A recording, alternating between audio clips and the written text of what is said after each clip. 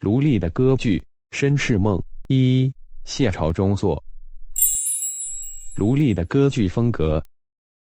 卢俐原是意大利人，称作 Giovanni Battista Lulli。他一生的大部分时间都在法国国王路易14的宫廷中作曲和指挥，是路易14的宫廷乐长。他控制了当时的法国音乐生活，开创了法国歌剧，发展了大经文歌和法国序曲，对当时的欧洲音乐产生了巨大影响。他的影响一直延续到普塞尔、韩德尔、巴赫、拉莫等作曲家。卢俐音乐的特点。卢俐的音乐体现了一项美学价值观，那就是大乐必易。他最成功的作品常常是舞曲，尤其是歌剧中的 Passacaglia 与 Chaconne 等低音变奏曲。这一点影响英国的普塞尔制剧。卢俐的歌剧的题材都不是平民风格的写实主义故事，大多取于希腊神话，以表现爱情和奇遇为主，反映了路易14君权至上的精神。除了与 Quinault 合作开发抒情悲剧之外，又与莫里埃合作开发喜剧芭蕾。最后竟然能说服太阳王路易14独尊卢树，限制其他作曲家、戏剧家、舞蹈家的发展。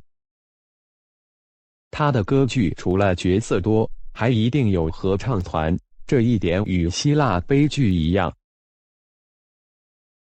卢俐的音乐多是五声部的结构，不限定使用的乐器。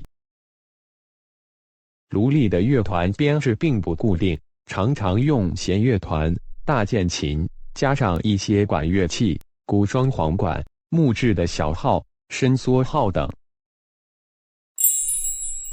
卢俐与芭蕾舞。为了展示路易王朝宫廷的豪气，卢俐的歌剧一定有大型的芭蕾舞表演。卢俐不但演奏提琴、指挥乐团，也指导芭蕾舞。他的音乐与舞蹈音乐常有密不可分的关系。在演奏或聆听卢俐的音乐时，我们必须记得他的音乐都是可以用来跳舞，而他的提琴功法事实上也是在琴上跳芭蕾舞。卢俐的歌剧《绅士梦》。历史。约在蒙台威尔第的奥菲欧1600年首演之后的7、80年，卢俐与他的长期合作者莫里埃一直在一起开发抒情悲剧。这结合了法国古典剧戏与芭蕾、法国歌唱和唱念，成为一种新形式的歌剧。《绅士梦》是喜剧芭蕾的一个相当好的例子。